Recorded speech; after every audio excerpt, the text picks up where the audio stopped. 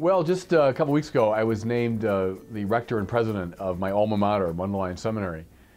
I think one reason that Cardinal George asked me to take that role is that I've been involved in this work of the new evangelization, and now two popes, John Paul and Benedict, have been calling for the new evangelization to be the central concern of the church, but especially of seminaries and of priesthood.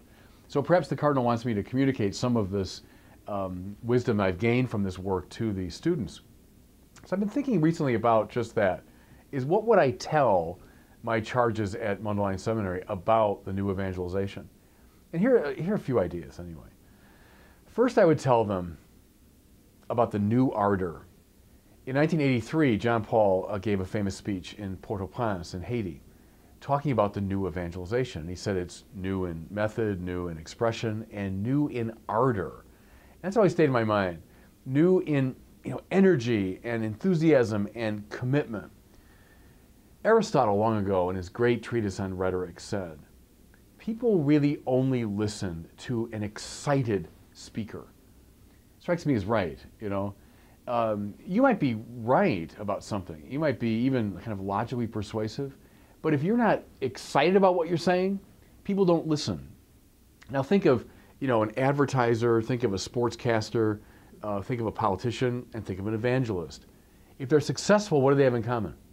They're all palpably excited about what they're communicating. And people will only listen to excited people. Now, I was trained as an academic. I do academic writing and so on. And I realize that's a virtue in the academic arena, to be a little bit cool and detached, and you look at all perspectives, and really kind of serious academic writing isn't exciting usually. And that's fine in the academic realm. It won't work though in the evangelical realm unless you are really motivated, and visibly so, obviously so. People won't listen. And what strikes me is, open up the New Testament at any page from Matthew to Revelation. You will find this palpable excitement. These people want to communicate to you about Jesus risen from the dead. There's this grab your lapels quality to the New Testament. They want to tell everyone about what they've experienced. That's what makes effective evangelism, I think. Here's a second thing I would tell my students. You've got to be grounded in the Bible and the great theological tradition. Now, this might seem obvious, but I think it's worth pointing out. There are a lot of people, full of goodwill and full of enthusiasm, full of energy and all that, advocating for the Christian gospel, but who don't, frankly, have a lot to say.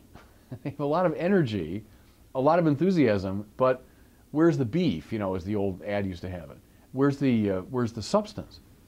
I won't name this person, but it's a very famous televangelist in America. I saw many years ago on Larry King's show.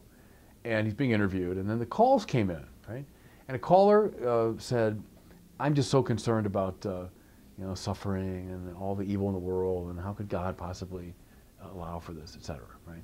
The famous problem of evil, which is massively handled in the Bible, which is addressed by every major theological figure. I mean, from St. Paul to St. Augustine to St. Thomas Aquinas to John Henry Newman to the Fathers of Vatican II. I mean, there's huge amounts that you can say about the problem of suffering. Well, this evangelist, I remember, heard this classic question and said, ma'am, I'm sorry, I'm just not much of a theologian. And what struck me, I was watching it thinking, his license should be revoked. Because, can you imagine like a surgeon coming on and someone asking, a pointed question about surgery, and the guy's saying, I'm just not very good at anatomy. I just didn't study much of that in med school. I mean, you'd revoke his license, wouldn't you? So here's someone advocating for the Christian faith, and one of the most basic questions is being asked, and he has nothing to say about it? Come on. I want the new evangelist to be really grounded in the old technology and the old evangelism of Paul and Augustine and Chrysostom and Jerome and Anselm and Bonaventure and Aquinas and Ignatius and John Henry Newman and Urs von Balthasar and John Paul II. I want them to know that tradition. More to it, to know the great artistic tradition. That's why in the Catholicism series, we're so strong on the arts and on architecture and music. I want them to know Dante and to know T.S. Eliot and to know Gothic cathedrals and know the Sistine Chapel, etc.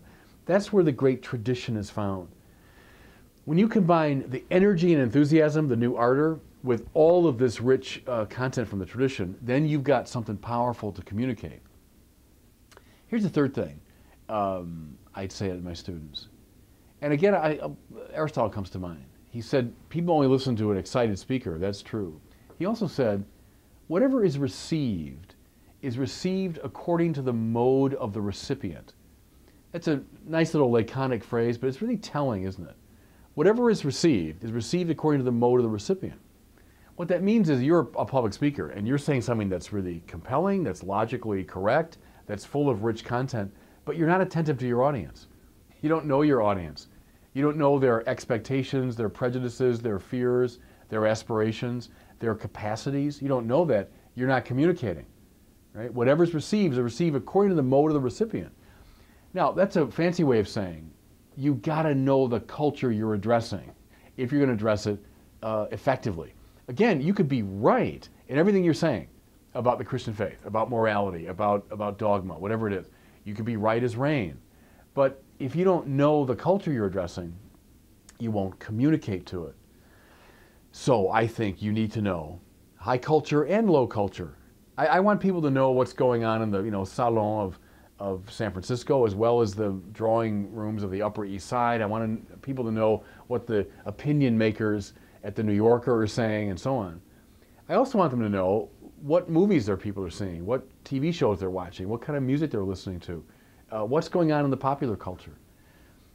When you know that, then you can communicate the gospel in a way that will be heard. See, that's the point. You might be right, but you won't be heard unless you know what the culture is about. A term I've used before talking about these YouTube videos is the old, in Greek it's called logoi spermatikoi, semina verbi in Latin, seeds of the word. The church fathers talked about that. When you know a culture, you will recognize the seeds of the word. So the word of Jesus Christ, the fullness of God's word. But there are hints and echoes of it everywhere. Whenever people are seeking the good, the true, and the beautiful, you're going to find seeds of the word. Well, those are seeds that can grow. Those are things you can work with as you're evangelizing. When you look out and you say, hey, yeah, look, that reminds me of, that's redemption. There's creation over there. There's the hunger for God over there. There's God's providence over there. Is you're noticing the seeds of the word when you are deeply in touch with the culture.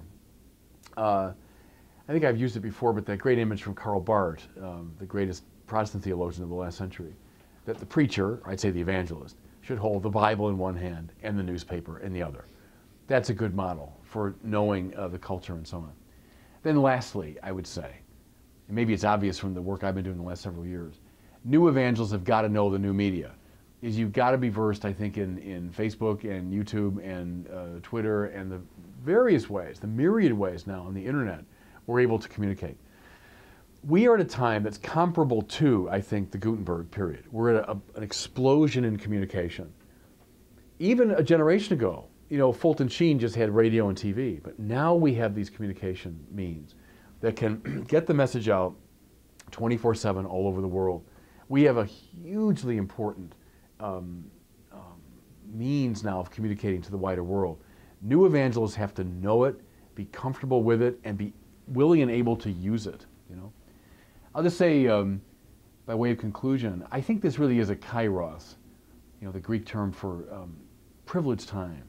It's a privileged time to evangelize, and we shouldn't shrink from it. I mean, we should embrace this time, but do it with that new ardor. Do it with a deep knowledge of the tradition. Do it with a very engaged sense of the culture, and do it using these new media. And then we'll take advantage of this great kairos moment.